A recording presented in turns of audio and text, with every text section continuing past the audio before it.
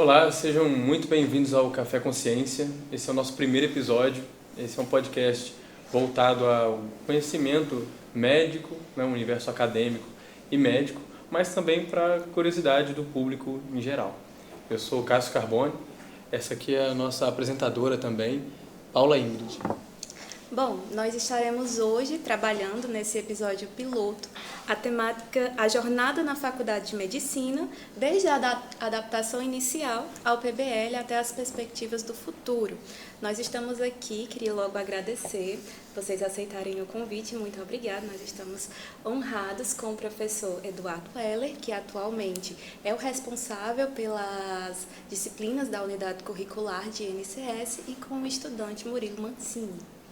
Bom, eu gostaria que vocês, pode começar, Murilo, dessem uma breve apresentação assim, sobre vocês, pode falar o que você ficar à vontade. Tá bom, prazer então, eu sou o Murilo, Mancília, sou estudante do 6º período aqui da universidade, fui a primeira turma do PBL, Então agradeço aí o convite a vocês, porque eu acho que eu consigo realmente contribuir com vocês por ter sido a primeira turma, Inclusive o professor Eduardo já foi meu professor também de tutoria, etc, E sobre a dinâmica do PBL, os desafios, assim, principalmente no começo, eu particularmente nunca tive uma experiência com esse tipo de método ativo, então foi um choque assim, inicial, porque eu já tinha ouvido falar, mas era uma coisa muito distante.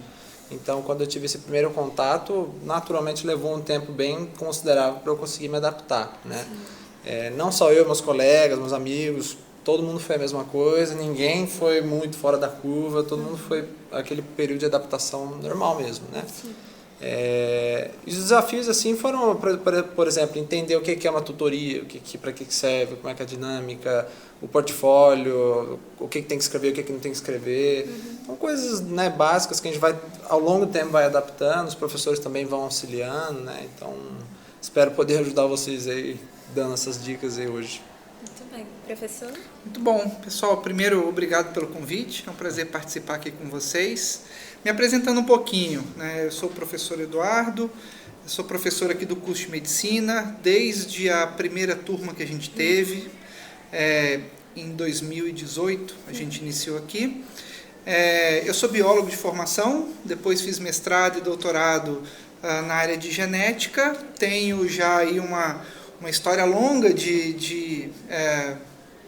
da atuação como professor no ensino superior, já quase 17 anos, sendo que desses, nos últimos 7 anos, eu me dedico praticamente exclusivamente ao curso de medicina.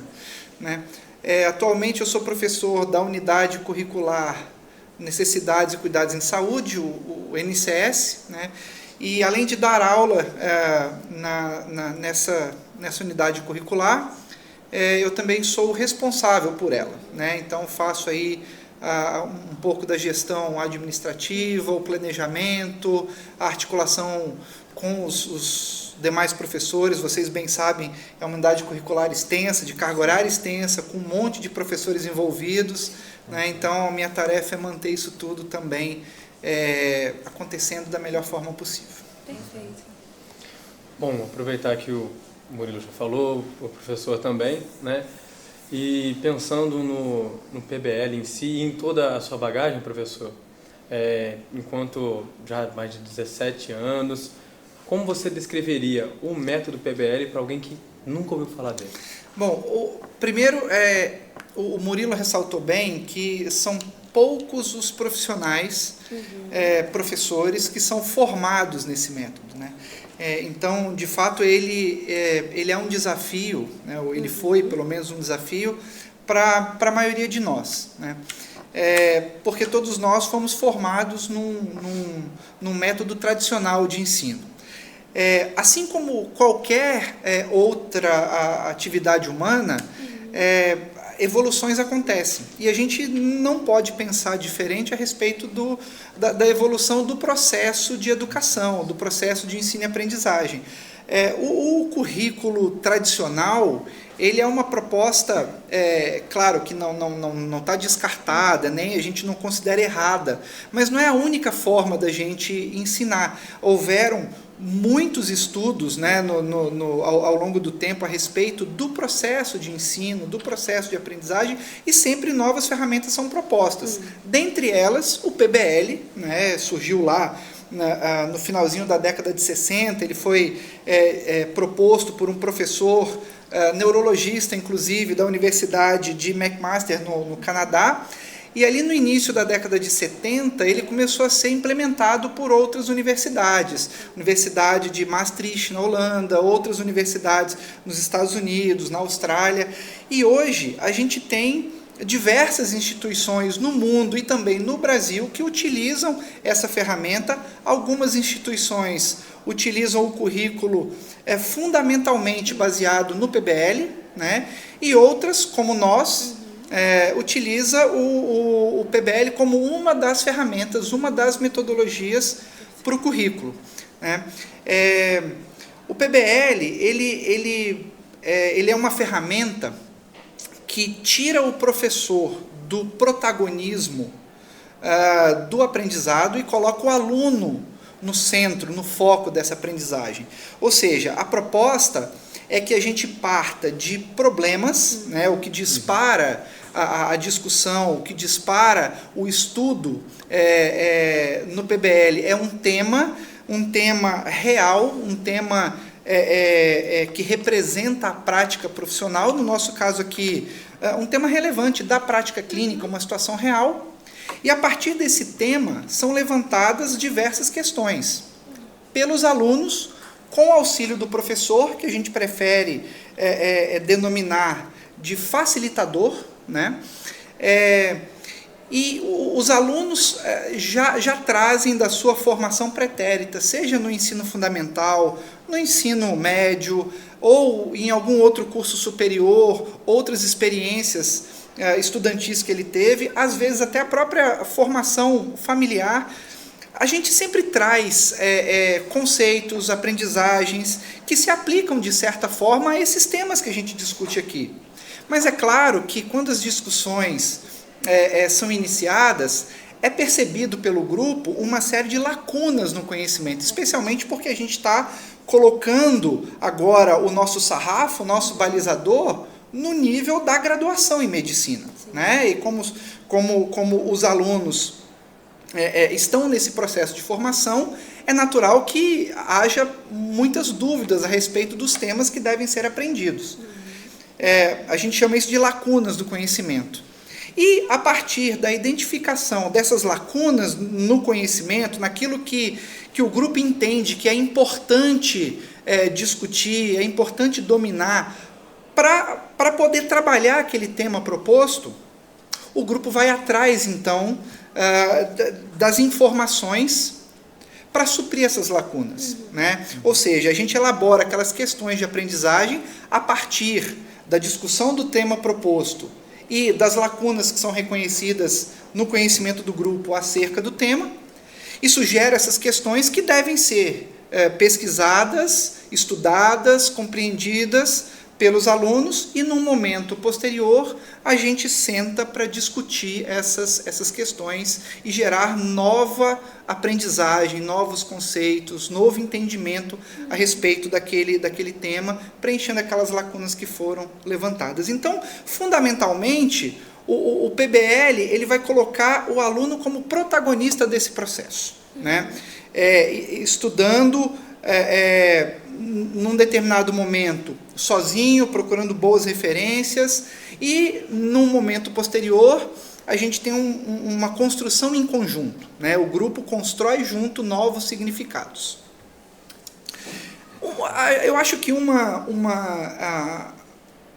acréscimo importante que vale a pena a gente fazer é que na nossa graduação em medicina, aqui na Universidade de Anhembi-Morumbi, a gente não tem um currículo fundamentado somente no PBL, né? O PBL ele é uma das metodologias ativas que são utilizadas na formação do médico aqui na Anhembi Morumbi. A gente utiliza outras que vocês conhecem, o TBL, né, a problematização, a simulação realística, né? Então existem outras metodologias que compõem o nosso portfólio, né, o nosso hall de métodos que são utilizados no dia a dia na graduação em medicina. E existem também outras universidades no Brasil que também utilizam o PBL e outras metodologias ativas, né? Tanto universidades privadas como universidades públicas, né?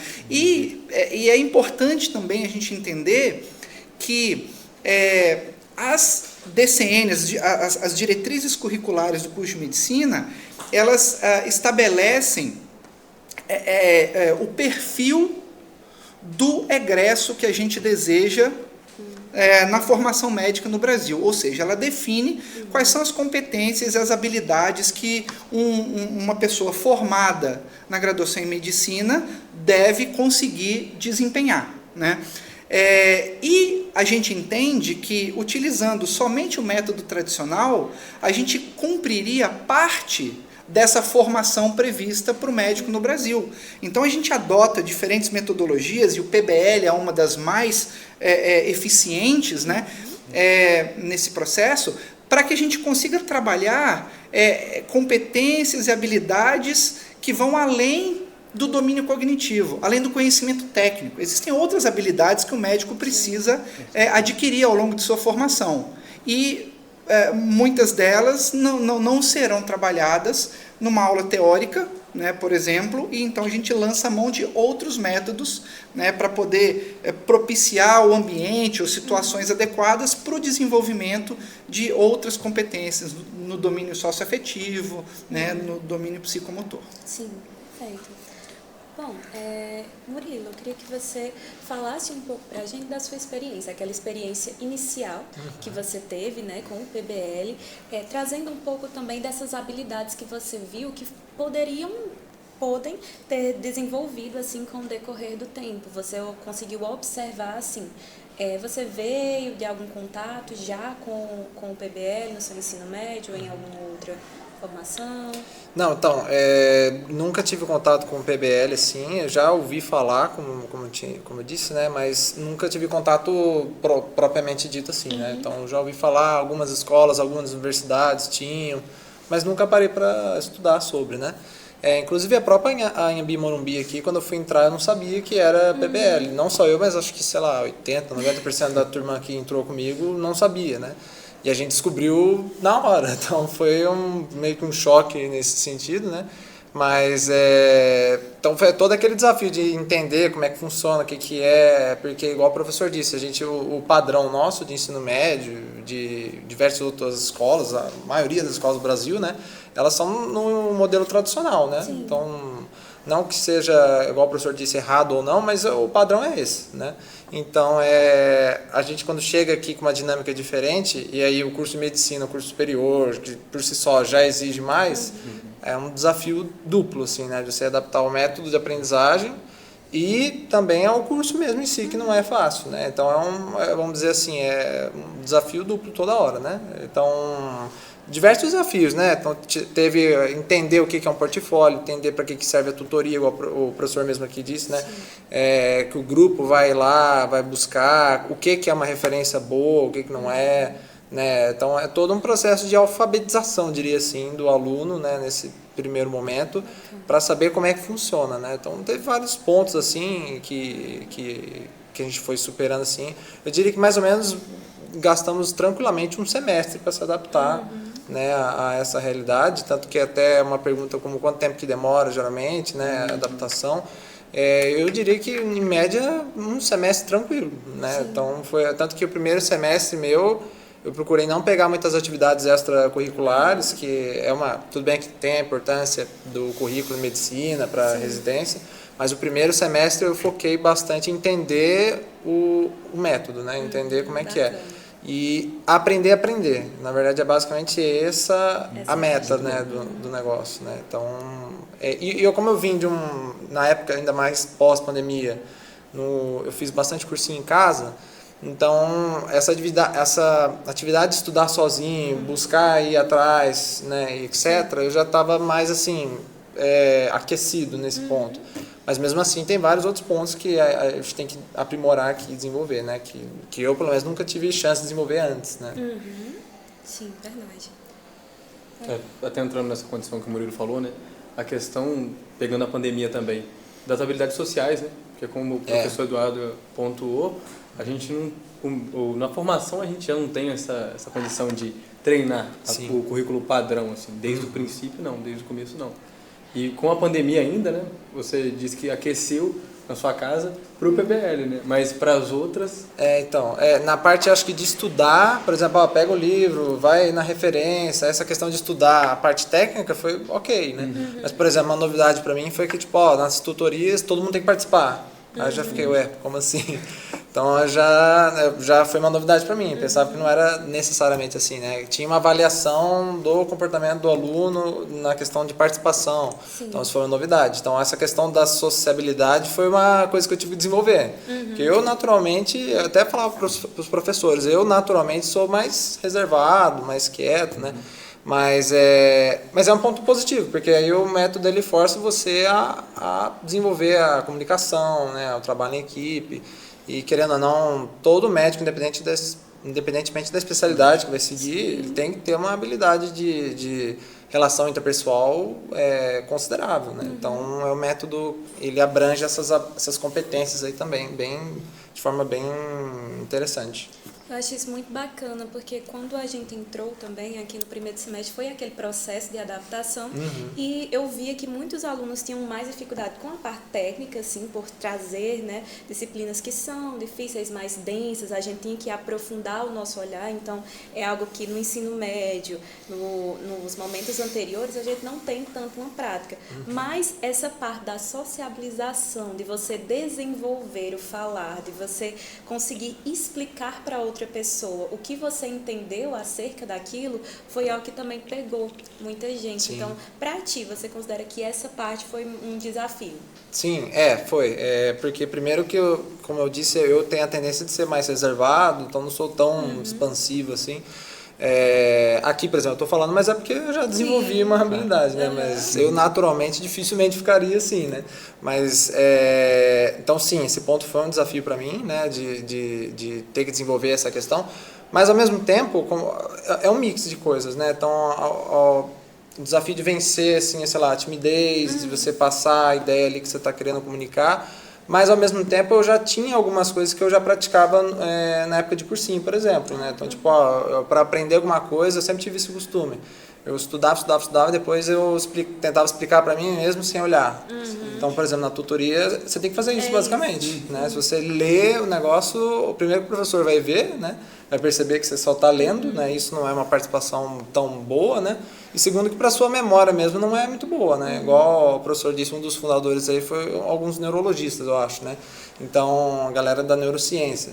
E isso tem tudo a ver, né? Hoje em dia a gente já tem mais evidência disso, né? Tipo, você reforçar ali, quando você explica para alguém, explica para o grupo o que você aprendeu, você memoriza muito mais forte, né, o conteúdo, né? Então, foi uma questão bastante interessante nesse sentido, né? Bacana. Professor, eu queria que o senhor pudesse falar para a gente quais são as principais demandas que chegam assim para você, considerando não só alunos recém-chegados do ensino médio, né? A gente tem uma gama de alunos muito variados, alunos que já fizeram outra graduação, que ficaram um tempo sem contato com o próprio ensino mesmo acadêmico, e alunos recém-chegados do ensino médio. Eu diria que o primeiro impacto é com o novo, né? Pelo simples fato de a gente estar propondo uma metodologia, que a metodologia em si não é nova, isso é uma metodologia consagrada, isso está amplamente publicado na literatura de educação em saúde, educação médica, né? Mas é novo para o estudante, né? E como eu disse anteriormente, também em algum momento foi novo para o professor, né? Motivo pelo qual aqui a gente passa por treinamentos todo semestre, né? Para que os professores desenvolvam essas habilidades, aperfeiçoem essas habilidades de executar as metodologias que são propostas, né? Mas o aluno, quando chega, primeiro ele tem esse impacto por entrar num sistema muito diferente do que ele estava acostumado. O aluno, até então, vem de um período ali de pré-vestibular muito estressante e que ele é muito bem preparado para ter sucesso em uma prova, né? Então, o método de ensino, os métodos de estudo privilegiam o sucesso em uma prova. O nosso objetivo aqui é diferente, né? A gente precisa formar médicos, então existem outras habilidades, existem outras questões que precisam ser atendidas nesse processo de formação. Eu diria que como dificuldades iniciais, o aluno tem muita insegurança em não conseguir perceber no primeiro momento se ele está estudando o suficiente, ou se ele está estudando tudo que ele precisava saber a respeito daquele tema. Né? Essa é uma insegurança que a gente percebe. Outra dificuldade, principalmente no início do curso, como as discussões são fomentadas pelos estudantes, ou seja, elas dependem da qualidade das pesquisas que eles trazem, né, dos estudos que eles realizaram a partir daquelas questões de aprendizagem que foram elaboradas na tutoria, o aluno precisa acessar bons conteúdos, né, para se preparar bem para discutir aquelas QAs, aquelas questões, aquele tema.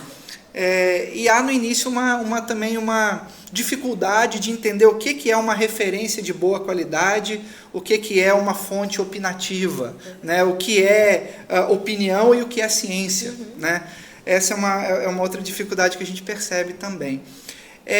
Há também, inicialmente, um certo desconforto por causa da timidez. Né? Não de todos os alunos, né? Existem alunos mais expansivos, mas há alguns alunos que apresentam alguma dificuldade nesse início.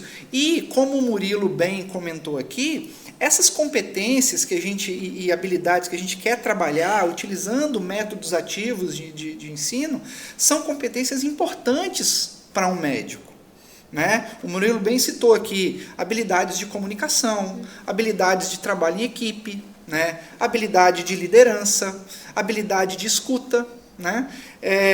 Então, a timidez é uma característica que a gente respeita, obviamente, mas que a gente trabalha, a gente procura desenvolver os alunos em relação a isso também, para que, com o passar das aulas, eles se sintam cada vez mais encorajados, percebam que eles estão num ambiente seguro para poder expor suas ideias, né? As ideias serão ouvidas, né? A fala de todo aluno é respeitada, né? E os temas são discutidos e o professor, né, auxilia esse grupo a atingir os objetivos propostos para aquela aula. Então, apesar do aluno inicialmente ter um pouco essa insegurança de que não sei se eu estou estudando tudo que eu deveria, não sei se eu estou chegando no nível de compreensão que é esperado de mim, mas durante a discussão isso acaba ficando claro. Né? O professor vai conduzindo junto com os alunos a discussão, né? E a colaboração de todos os colegas normalmente gera uma discussão que é mais rica do que o estudo individual. É uma construção coletiva. Então a gente chega num nível de entendimento possivelmente maior do que se o aluno estudasse sozinho. Esse é um dos objetivos da tutoria. Né? Mas, passado um pouco esse desconforto do novo, quando o aluno começa a entender como é que funciona a dinâmica do PBL e de outras metodologias ativas, é muito natural que ele comece a performar muito melhor, se sinta muito mais à vontade.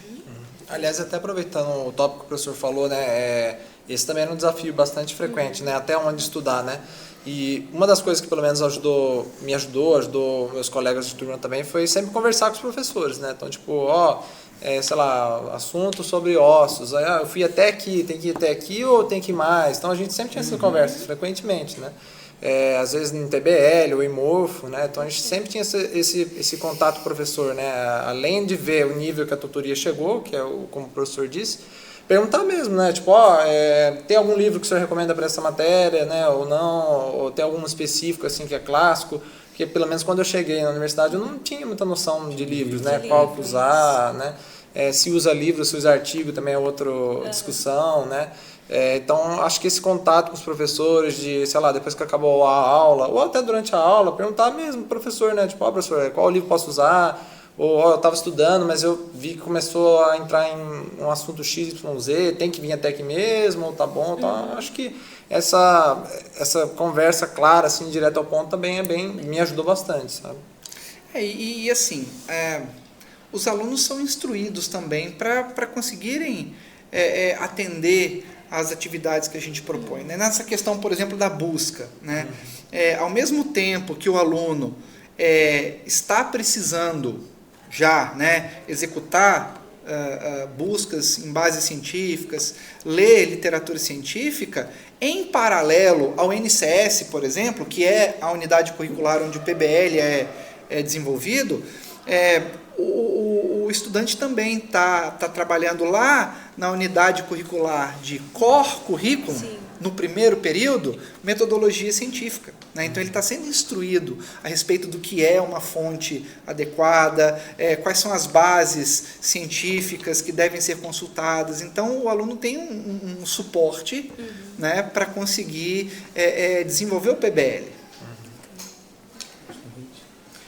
Pegando esse gancho da metodologia, aproveitar que a gente está aqui, né? Professor, você poderia resumir assim, o que seria a diferença básica em uma fonte puramente opinativa e uma literatura realmente científica, de uma forma simples para a gente poder... Pois é, o que a gente espera da prática médica é que ela seja feita baseada em evidências científicas, né? A medicina que vocês praticam é aquela medicina que utiliza a informação científica como base, né? Uma publicação científica, ela é oriunda de uma pesquisa científica. E existem várias formas de se fazer pesquisa. Existem várias formas de se produzir conhecimento. Aqui, a gente entende que é a maneira mais eficiente, a que tem maior chance de gerar informações seguras. A palavra verdadeiras talvez seja um pouco forte, né? A ciência não é infalível. Mas a melhor forma de se produzir conhecimento é através do método científico. Então, o que nós procuramos ler é a literatura que é produzida a partir de pesquisas científicas, conhecimento que é produzido através do método científico. Então, principalmente no início da graduação, a gente trabalha muito com os livros acadêmicos, né? As referências clássicas e vocês... sabe, a gente tem uma biblioteca com muitos títulos, os títulos mais importantes de cada sub-área da medicina, a gente tem disponível, físico, online. A gente usa muito esses clássicos, né, essa literatura relevante. A gente utiliza muito artigo científico também, né? E um artigo científico, pessoal, assim, ele não é uma informação que brotou na mente de um autor, ele escreveu o que quis e aquilo foi divulgado. Não é assim que funciona, né? A publicação de um artigo envolve uma revisão daquele material por pares. O que isso significa? Quando um cientista um pesquisador, ele tem uma ideia, ele tem um projeto de pesquisa, ele desenvolve esse projeto, ele coleta dados, ele analisa dados, ele tira conclusões a respeito desses dados, ele escreve o trabalho e submete esse trabalho para avaliação da comunidade científica. Então, para um artigo ser aceito, ele é avaliado por pares desse pesquisador, ou seja, por outros pesquisadores independentes, especialistas naquela área, que validam aquela informação. E uma vez que você tem a chancela, a aprovação de outros pesquisadores especialistas sobre aquele trabalho, então ele é divulgado. Um livro, ele também passa pela opinião dos especialistas, né? Os livros que a gente utiliza são livros que são aceitos pela comunidade científica, né? Um livro que é publicado, que tem um conteúdo duvidoso, ele não vai ser aceito pela comunidade científica, ele não vai ser reconhecido pelos professores, pelos pesquisadores, pelos alunos como uma boa referência. Ele vai ser descartado. Né? Então, a boa referência que o Cássio cita é aquela informação que é produzido com todo rigor científico. Perfeito. Dentro disso que a gente estava falando, me lembrou muito a parte da integração entre as disciplinas, né? A gente aqui, nós temos a unidade curricular de INCS, também de PM-SUS, que seriam práticas médicas no SUS, habilidades médicas, que também já foi citado, em que a gente trabalha com o paciente e atua já para estimular em nós esse primeiro contato com o paciente. Com o decorrer do tempo, Murilo, você acabou vendo assim essa questão da integração, essa complementarização entre as unidades curriculares? Como foi? Você conseguiu perceber isso, esse meio que currículo em espiral também, que o conteúdo meio que volta? Sim, com o passar dos semestres isso fica cada vez mais evidente, na verdade, né? No começo, às vezes, tem um tema ou outro que escapa, né? Algumas unidades curriculares falam de um recorte temático que às vezes não tem uma relação tão direta. Sim. Mas, com o passar do tempo, eu posso dizer, por exemplo, hoje eu estou no 3º ano, né? Estou no 6º período, e o 6º período e o 5º período foi mais forte ainda, essa relação de NCS com outras unidades curriculares, por exemplo, PM-SUS, HM, então não é só mais NCS também, então tá tudo, tá ligando com PM-SUS, tá ligando com o que a gente está vendo em habilidades médicas, e consequentemente a gente também já pega e sincroniza o que a gente está vendo também na UBS, então tudo isso está muito sincronizado hoje em dia, né? Pelo menos ao longo dos semestres isso foi aumentando mais ainda, né? Então assim, uma coisa que você estuda em NCS, você vai rever ela de alguma forma em PM-SUS, por exemplo, só que com recortes diferentes, né? Então, um vai dar uma ênfase na anatomia, sei lá, o outro vai dar em outro ponto. Então, mas todos se complementam, sim. E isso cresce com o passar do tempo no curso. Bacana. Muito bom. Obrigada. Aproveitando que você comentou dessa integralidade, né, das disciplinas, como foi a sua primeira experiência com os pacientes em si, né? Porque a gente sempre, quando acaba chegando, é uma coisa nova, né? E principalmente nesse currículo em especial, é desde o começo, né? Então, como que foi a sua primeira experiência, assim? Olha, para falar a verdade, eu lembro das primeiras, assim, mas da primeira, assim, com o paciente, talvez eu não me lembro, que agora já fui bastante também, né? Mas uma das mais marcantes. Isso, mas assim, o que eu achei bastante interessante é que na universidade a gente tem essa possibilidade de a gente estar com simulação com os pacientes, e, né, mesmo que são atores, a gente começa a ser introduzido aos poucos, né? Tanto que o primeiro semestre é só anamnese, então, né, uma coisa bem didática. E na UBS a gente também não começa atendendo, né, de vez, então é tudo gradativo, né? Então primeiro a gente conhece o território, conhece a população, conhece os funcionários da UBS e depois a gente observa o preceptor atendendo, né? Então geralmente é isso. E aí depois a gente realmente tem a experiência de poder conduzir um pouco mais a consulta. Então quando eu tive a experiência de poder conduzir consultas agora, por exemplo, ainda mais agora no CIS, que a gente está tendo lá, né, o Centro Integrado de Saúde, quando a gente tem essa oportunidade, a gente já está mais assim, acostumado com o ambiente, né? Acostumado e preparado tecnicamente. Então a gente já vai evoluindo também em como fazer uma boa anamnese, o que é bom perguntar, o que é bom observar no paciente. A habilidade de comunicação também já está um pouco mais aprimorada por causa do que a gente faz aqui na faculdade mesmo, né, na universidade. Então quando eu tive esse primeiro contato com o paciente mesmo, assim, eu já estava mais tranquilo, né? Eu me lembro, por exemplo, do primeiro atendimento que eu pude conduzir no CIS, né? Que a gente conduz primeiro e depois o preceptor ele passa e fecha, né, o caso. Mas eu me lembro que quando eu fui a primeira vez ali atender uma paciente, assim, inicialmente eu e mais um colega, mas eu estava liderando, fiquei tranquilo até, porque eu já estava acostumado de fazer isso aqui na faculdade, na universidade, nas simulações de HM, etc, né?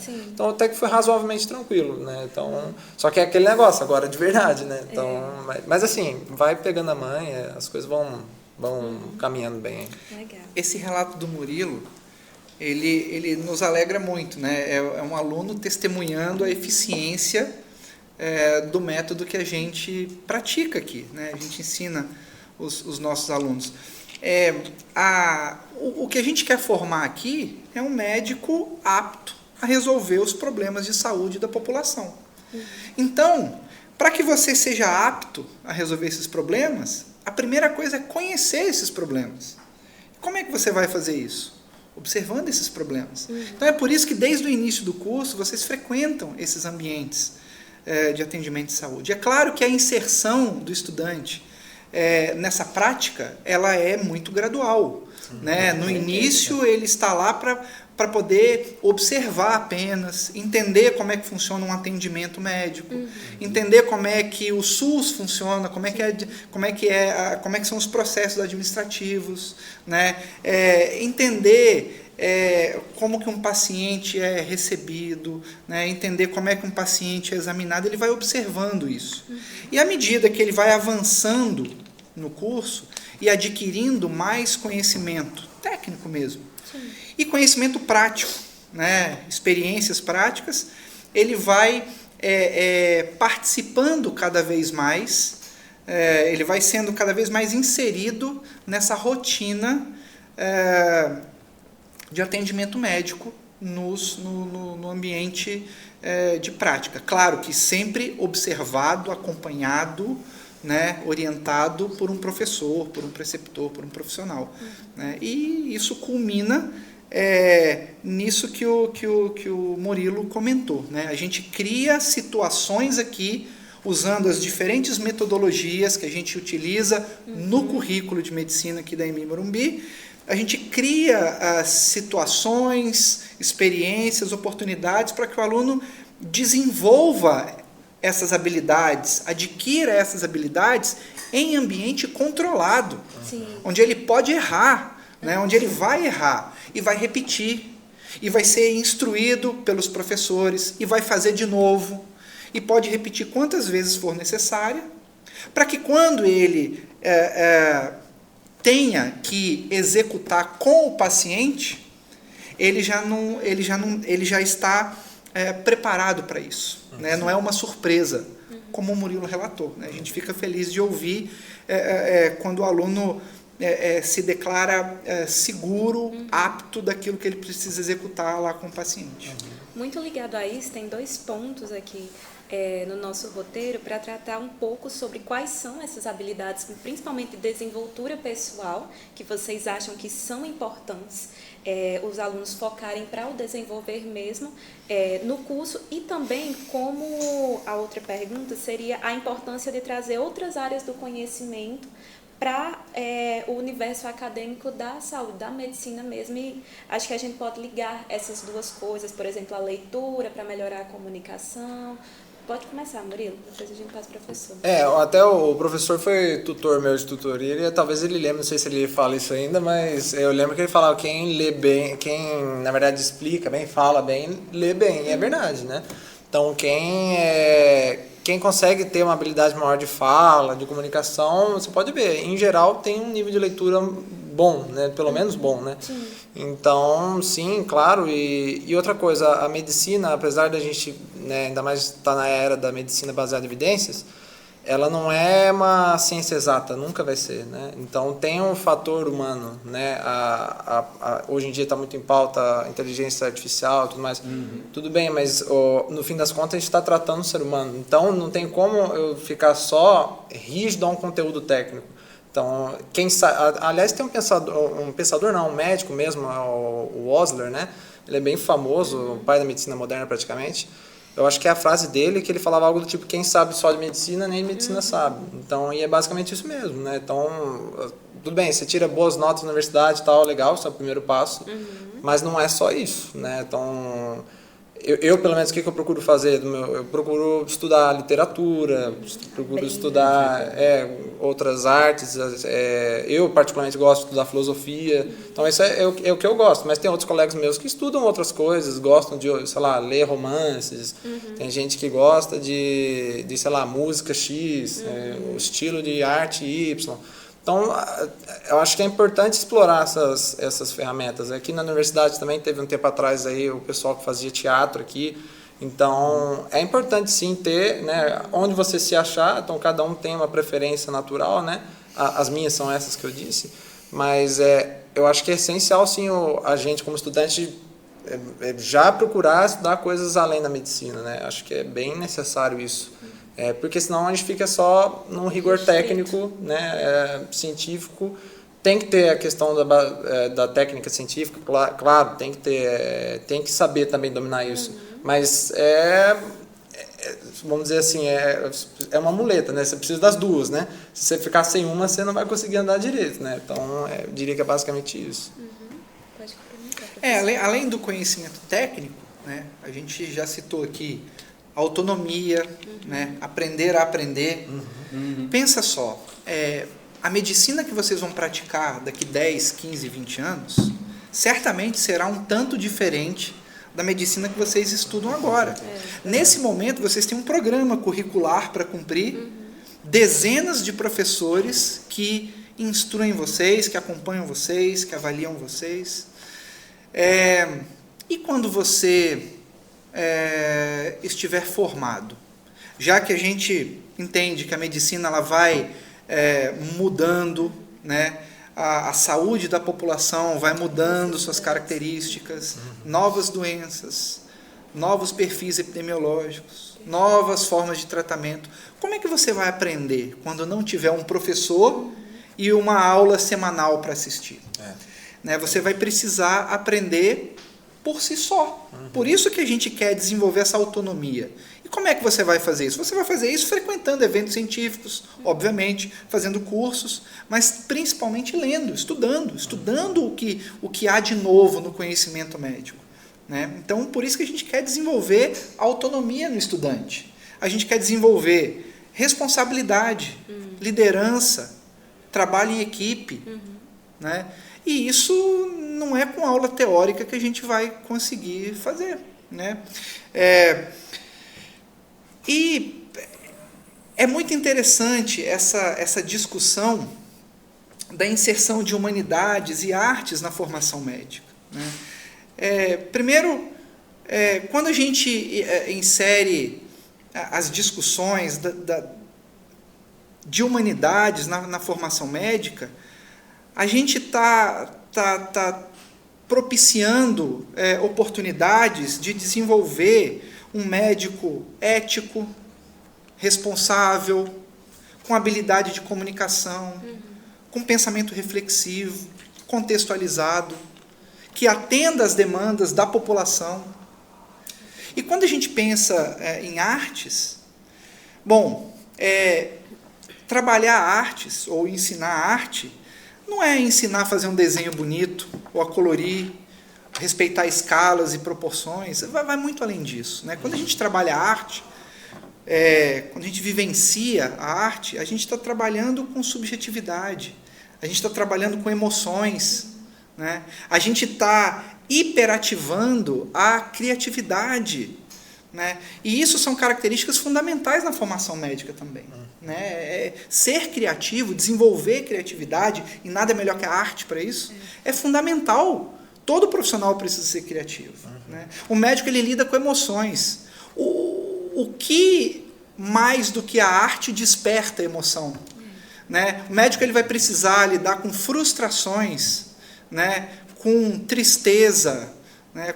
Com dificuldade das famílias. Então, quando a gente está trabalhando, quando a gente está inserindo a arte na formação, a gente está preparando o médico para ser bom médico.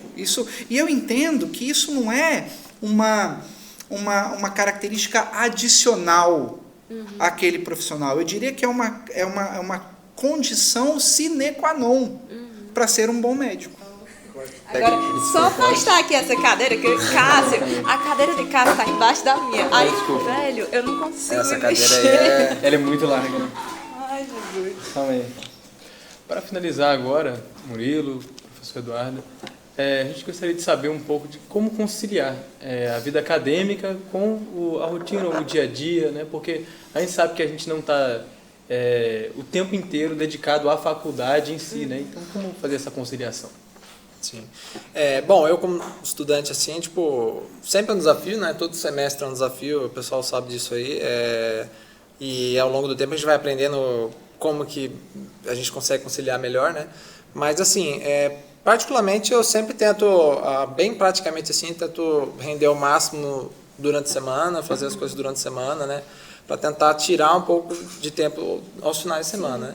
E até os meus colegas de turma, o pessoal da minha turma, assim, também segue essa mesma linha, que, assim, tem períodos no semestre que a gente consegue ficar mais de boa, tem períodos que é mais apertado, né? Então, por exemplo, na semana de prova, 2 semanas antes da prova, a galera não vai querer muito sair, né? Geralmente não. Então, o pessoal tende a ficar mais focado no estudo, então o tempo de lazer diminui um pouco, mas também depois que passa, ou começo de semestre, por exemplo, a gente geralmente tem mais tempo livre. Então, assim, oscila um pouco, dependendo dos momentos, né? Mas, assim, é super possível, sim, ter vida social normal. Aliás, não só possível, eu acho que tem que ter, porque senão você não vai aguentar muito tempo, não. Né? Então, e várias questões, né? De estresse, né? De até, sei lá, burnout. Então, assim, é uma forma da gente conseguir, quando descansa, sai com os amigos, ou aproveita com a família, sei lá, é uma forma de você voltar mais carregado para você produzir melhor, né? Para você estudar melhor. Então, faz parte do jogo, assim, você ter esse descanso, né? Aí cada um tem o seu, né? Tem gente que tem hobbies específicos, tem gente que, sei lá, sai com os amigos, vai sair com a namorada e tal. É possível, sim, dá para fazer, né? Só que cada um tem que ver sua realidade, como é que organiza e tal, né? E é também super normal ter momentos do semestre que, vai ter que deixar mais restrito. Normal, passa, né? Então, é bem isso mesmo. Muito bom. Muito bom, professor. Eu diria que a primeira coisa é o aluno entender que estudar medicina é uma das atividades da vida dele. É uma delas. Né? A vida ela é feita de outras atividades também. E a gente precisa dessas atividades. Né? Só que a gente também precisa entender, o aluno precisa entender que talvez a parte da vida, a atividade que mais demanda dedicação, neste momento, é estudar medicina. Existe um período da vida em que a gente se dedica à formação acadêmica. Né?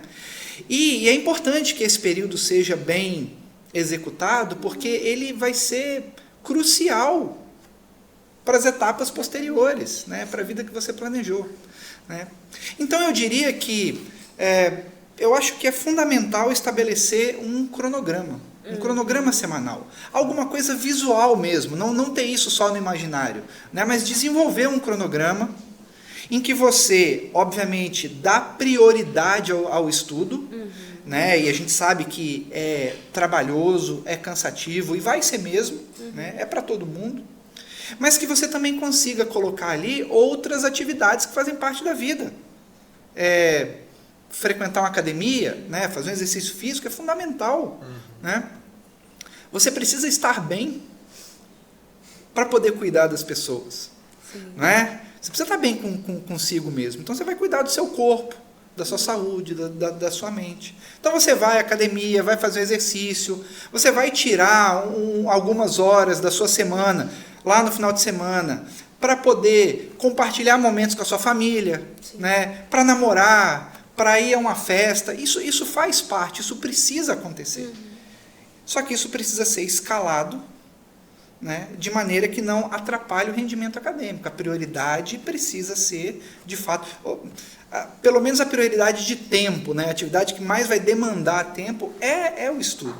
Né? Então, monte um cronograma, privilegiando o atendimento das atividades acadêmicas, mas encaixando essas outras coisas que cada um sabe o que é importante para si, né? Para manter a cabeça saudável, né? Para manter o corpo saudável, isso é fundamental.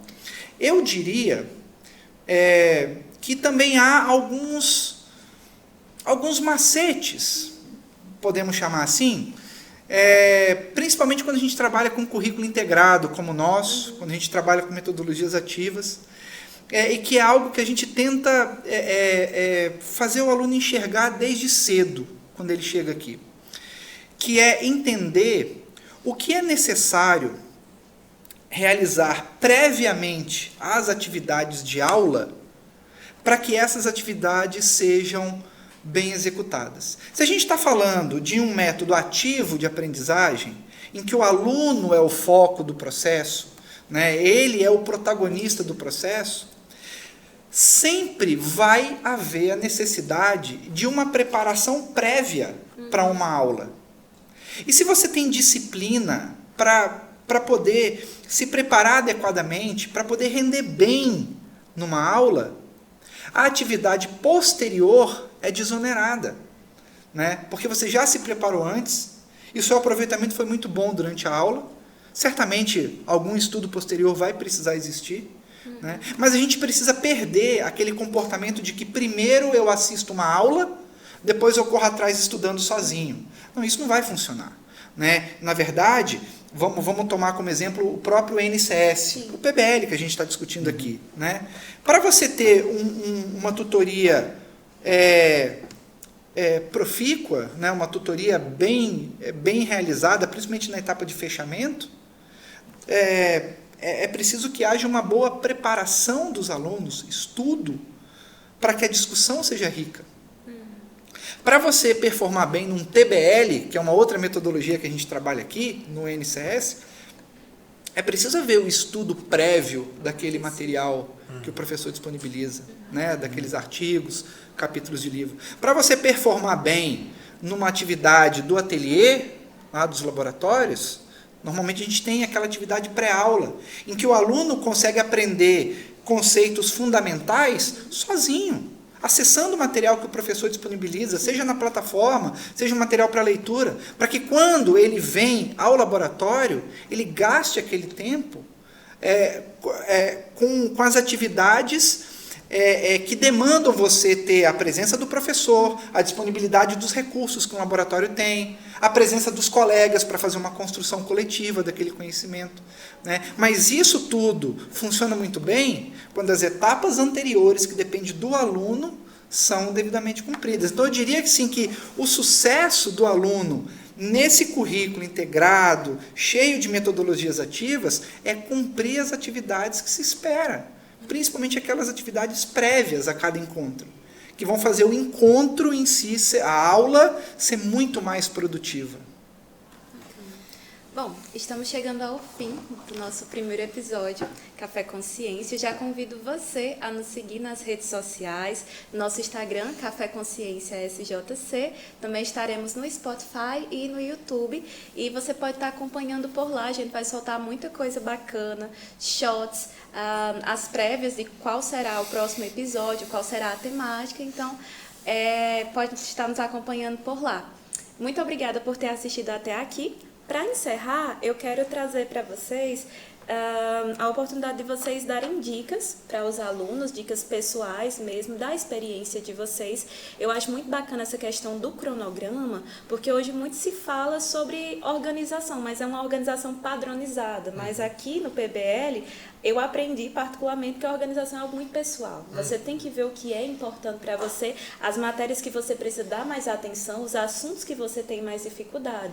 Então é algo construído, assim, quando você meio que entende isso, demora o semestre para você ir entendendo e tudo mais, se torna algo mais tranquilo e você consegue ir inserindo essas outras atividades que fazem parte da vida e que lhe ajudam no próprio estudo, na criatividade, no raciocínio, no descanso, né? Então, pode começar, Murilo, com as suas dicas. Então, até aproveitando antes que eu esqueça o que o professor disse, né, de fazer atividade física, separar momentos da semana para fazer atividade física, ainda mais quando você entra na faculdade, porque é uma realidade que eu já tinha ouvido falar de outros médicos já formados e eu só vejo que se confirma.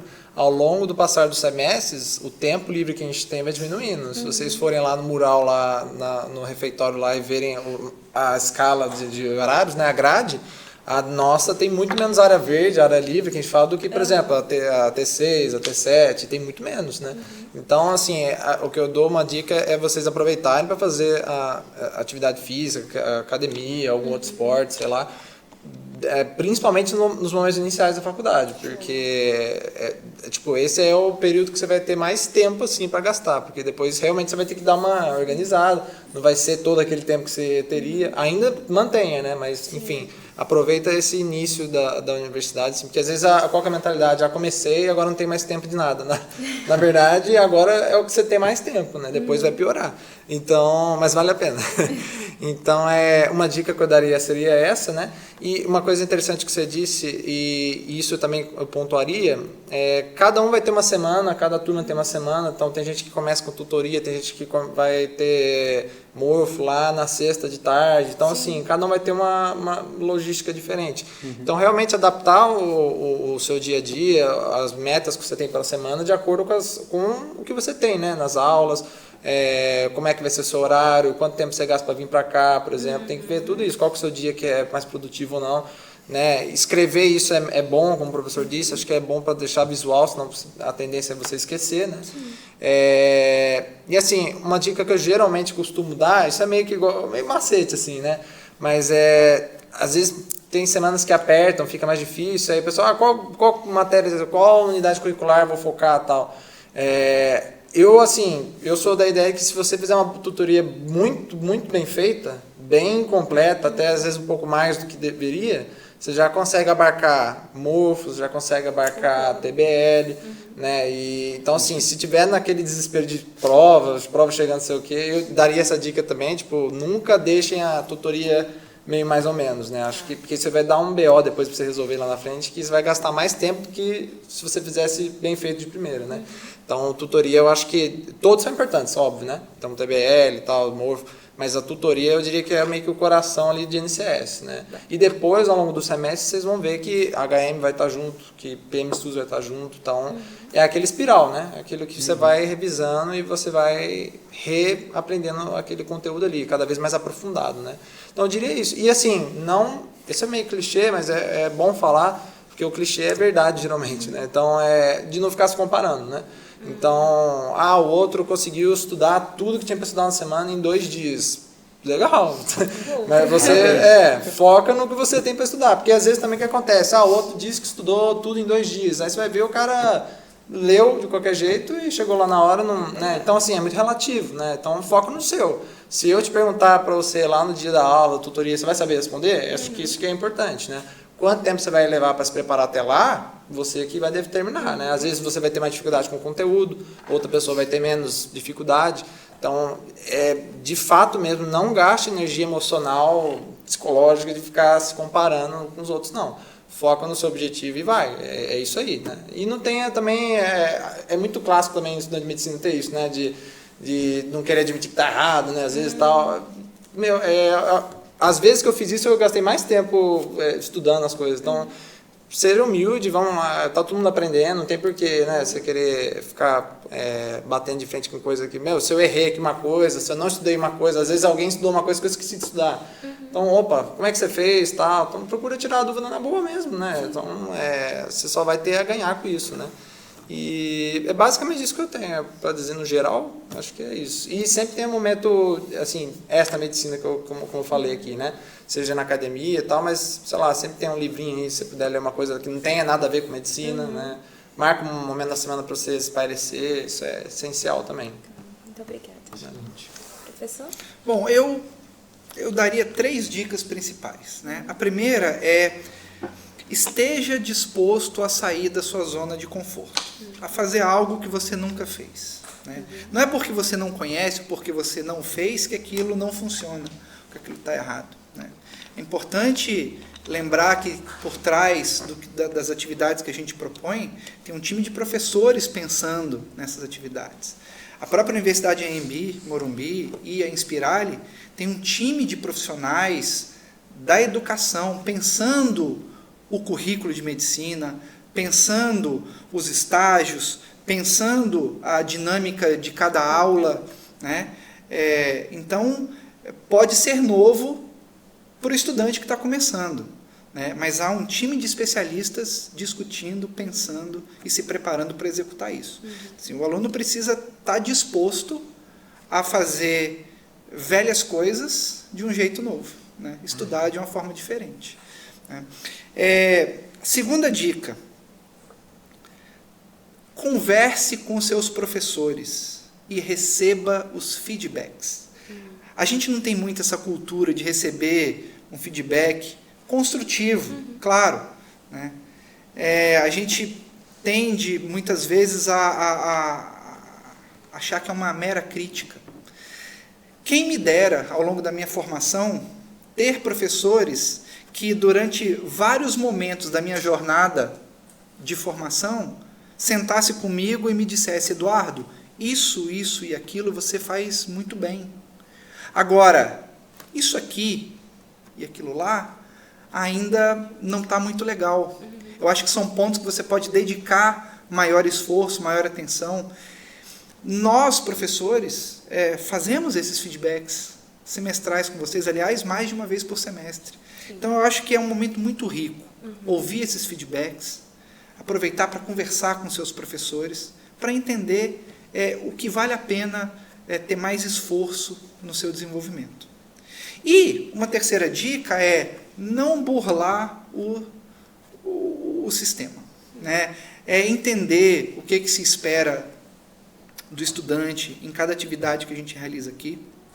Eu já falei do estudo prévio, né? Mas também respeitar a dinâmica das aulas, né? Executar conforme o professor instrui, porque eu percebo que, em alguns momentos, o aluno ele só consegue perceber a aprendizagem cognitiva naquele momento. E, na verdade, existem outras questões que estão sendo trabalhadas ali para além do conhecimento.